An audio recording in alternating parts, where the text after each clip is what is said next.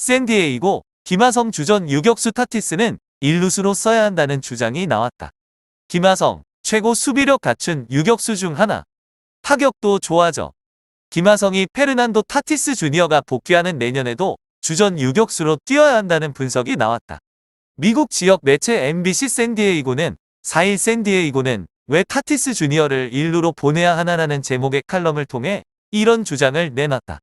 MBC 샌디에이고는 샌디에이고 구단이 이번 오프시즌에 해야 하는 일 중에 하나가 주전 1루수를 찾는 것이다.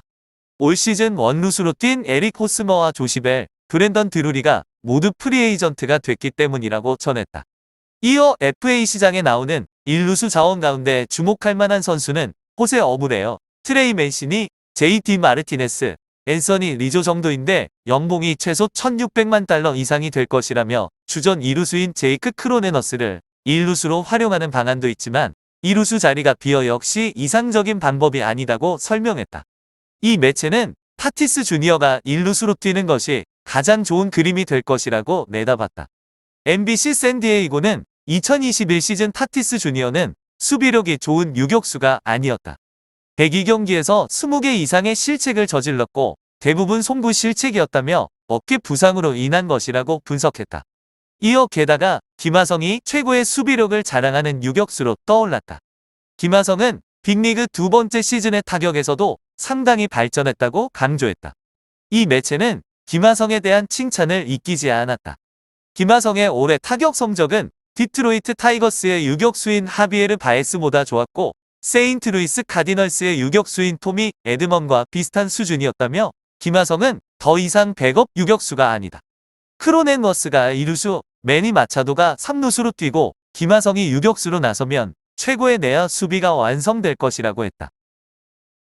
아울러 MBC 샌디에이고는 1루수가 내야 수비 포지션 가운데 어깨 부상이 가장 적은 포지션이라면서 타티스는 여러 측면에서 볼 때 1루수로 가야 한다고 주장했다.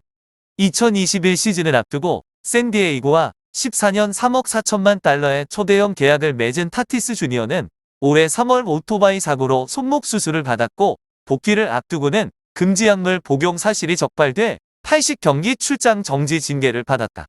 징계를 받은 뒤 타티스 주니어는 고질적인 부상이 있던 왼쪽 어깨 수술을 받고 재활 중이다. 타티스 주니어가 복귀하면 김하성은 유격수 자리를 놓고 경쟁해야 한다. 타티스 주니어가 주전 유격수를 꿰차면 김하성이 MLB 데뷔 첫 해처럼 백업 내야수로 뛸 가능성이 상당하다. 하지만 타티스 주니어가 1루수로 전향하면 김하성은 경쟁에 대한 부담을 내려놓고 꾸준히 경기에 나설 수 있다. 김하성이 벌써 트레이드 후보로 언급되고 있다.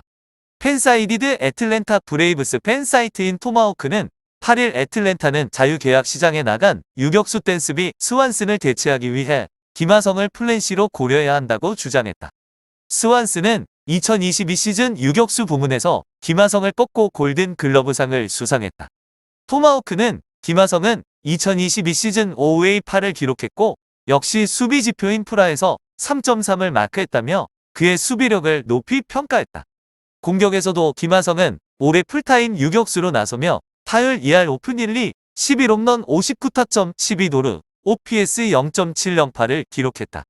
타티스의 손목 부상과 금지약물 복용 징계 속에 많은 기회를 얻어 좋은 모습을 보였다. 이 매체는 샌디에이고가 김하성을 트레이드할 것이라고는 기대하지 않지만 메이저리그에서는 어떤 일도 일어날 수 있다고 지적했다. 애틀랜타의 플랜 A는 윌리 아다메스다. 템파베이 레이스에서 미러키 브루어스로 트레이드된 아다메스는 미러키에서 2시즌 동안 256, 325, 483, 808의 공격 라인을 기록했다. 51개의 홈런과 57개의 2루타를 치는 등 장타력도 겸비했다. 플랜 B는 시카고 컵스의 니코 호너다. 그는 지난 2시즌 동안 286, 341, 400, 741의 공격 라인을 마크했다. 돈이 없어 거물급 FA 유격수 영입을 하지 못하는 애틀랜타가 트레이드로 플랜 A, B에 모두 실패할 경우 김하성을 노릴지 주목된다. 주전 SS 김하성 있는 샌디에이고 내년엔 더블유즈 우승 후보 평가. 2022 시즌 아쉽게 월드시리즈 문턱에서 멈춰 선 샌디에이고가 내년에는 가장 강력한 세 팀 중 하나가 될 것으로 평가받았다. 그리고 그 중심에는 김하성이 주전 유격수로 자리하고 있었다. 미국 매체 SP는 7일 2023 시즌 파워랭킹을 소개했다. 메이저리그의 2022 시즌은 지난 6일 휴스턴이 필라델피아를 시리즈 전적 4승 2패로 꺾고 5년 만에 월드시리즈 우승 트로피를 차지하며 끝났다. 그들의 2022 시즌 최종 파워랭킹은 2위였다.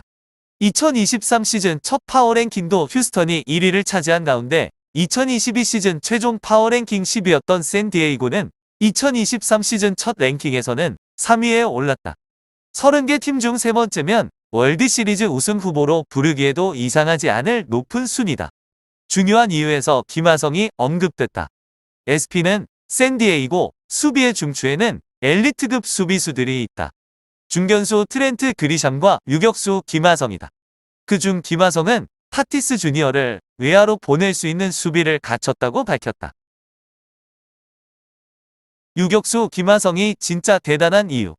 경기장의 안과 밖 동아시아 선수들의 미국 메이저리그 진출이 계속되었지만 수비의 꽃으로 불리는 유격수는 허락되지 않은 포지션이었다. 그래서 그의 활약은 역사의 한 페이지에 이름을 올릴 자격이 있다. 메이저리그 샌디에이고 파드레스 유격수 김하성이 역사적 활약을 하고 있다. 김하성, 올해만 2,800만 달러어치 활약.